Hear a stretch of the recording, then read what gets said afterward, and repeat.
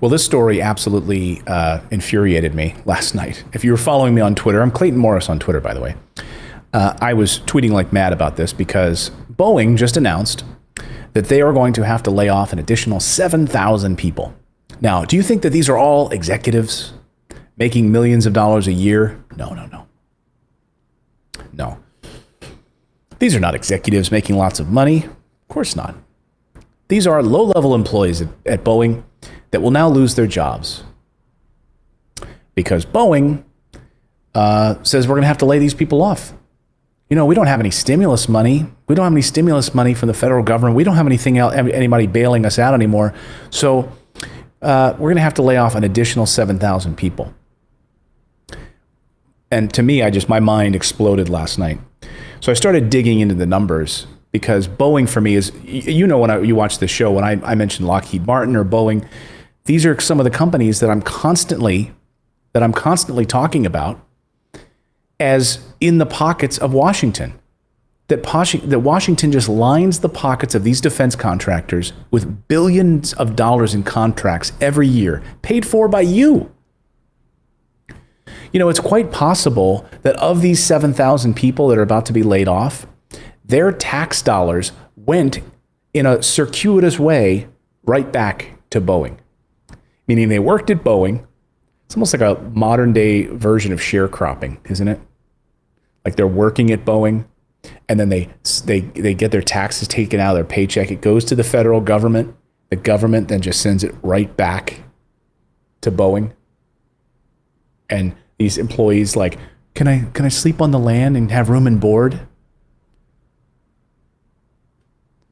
It's like people, it's like people working for mining companies and having to rent the cot and the little bed and their pickaxe and their thing and their helmet from the mining boss so that they can go work in that mine and make $1 a month.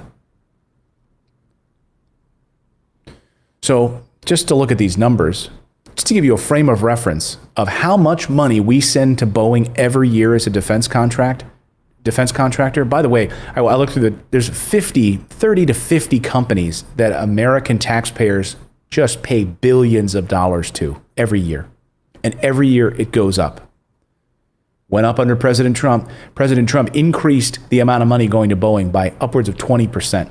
Boeing makes upwards of $40 billion a year from the federal government. Oh, and by the way, bailed out by Wall Street, helped in big ways by the federal stimulus back in March.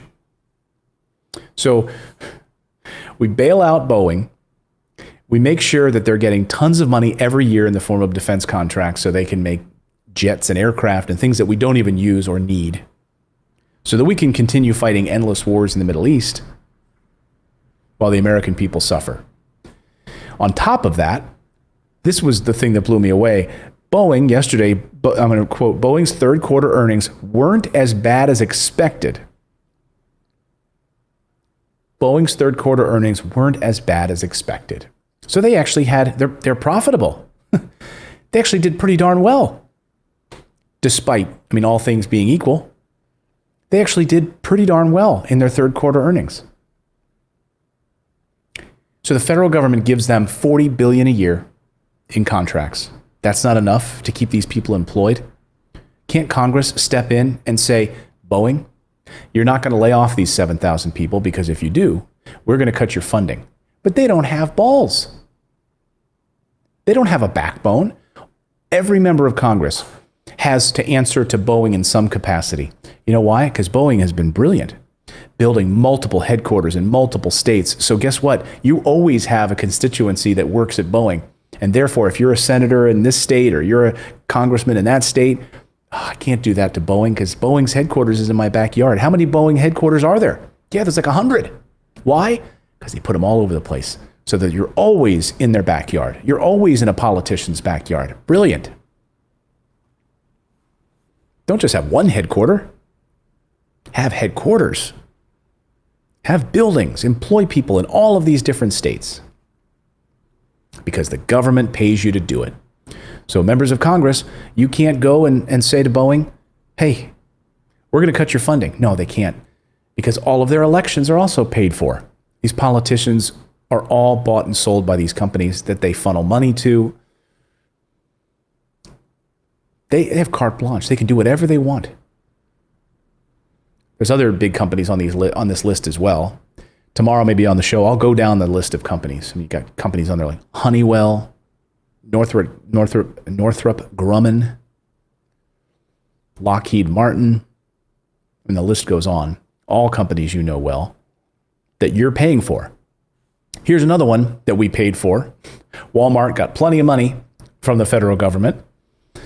Walmart right now is truly looting America. If you think about the Walton family becoming $53 billion richer in the past few months during the pandemic, while cutting the pay and hours of its workers. So this headline this morning from Walmart. Walmart cuts workers' hours, but increases workload as sales rise amid the pandemic. They have under Trump, they received a $2.2 billion a year tax break. And guess what they did with that money? This is what I've been saying, folks. Watch my show a few weeks ago where I talked about the coming collapse in the stock market. It's unfolding right now with this overvaluated stock market, 70% higher valuations on stocks than even should be. Watch my full video on the stock market collapse. I'll make sure I have a card up here so you can see that if you're watching the replay. You'll see one of the big issues is that all of these companies are getting tons of money from the federal government in the form of tax breaks. First of all, they're not even paying anything in taxes, but then they're also getting stimulus money and additional tax breaks like Walmart. $2.2 billion a year under Trump. What do? Do they reinvest it into hiring more people? Research and development, like how can we make our stores safer for customers? How can we, do better in the environment? How can we make sure, by the way, have you ever bought ground beef at Walmart? Pick up a package of ground beef at Walmart and you'll notice half of it, if you buy, it's disgusting. You'll look at the countries, where does it come from? It's like they take ground beef from like countries all over the world, they package it into one package. So you'll notice, there's some meat in here from China. Yeah. There's some meat in here from Argentina and Montana. In this one package. Think about the carbon footprint and nastiness of that beef. I think this gives me chills. 3 different countries' standards on what goes into their meat being flown all around the world somehow. And how did they wind up in this one package of ground beef? Now, they may have changed that since I reported on that just a short time ago, but I doubt it. Nevertheless, this company now is buying back shares of its own stock, $20 billion in stock they've bought back. So they're not hiring new people. They're not doing research and development at a level that we could be, wow, they're doing all of this great stuff. How can they minimize packaging? How can they do some amazing things? No, they're not doing that. By the way, that's why Congress says that we need tax incentives for these businesses. Anytime you watch a politician talk about giving tax breaks to businesses, they always say that it goes back to the worker, right? That the worker is going to get, they're going to be able to hire more people, increase people's salaries. And then they're going to do research and development. This is my favorite. Congress always says this. We need to cut taxes because companies need to do research and development. They're not doing it. We have enough evidence now to show you that that's not what's happening. So Walmart cuts workers' hours, but increases their workload as sales rise. So now these workers will have to work less or fewer hours, but while they're there for their 15-hour shift or their 15 hours a week, they're going to have to work twice as hard, unloading, stacking more boxes, putting more product on shelves, distributing more things in the at Amazon distribution centers because online sales from Walmart are increasing. So sales are going up, profits are going up, but we're going to cut your hours. And on top of that, sidebar story that's still in the big business wheelhouse, but I just found it incredibly troubling.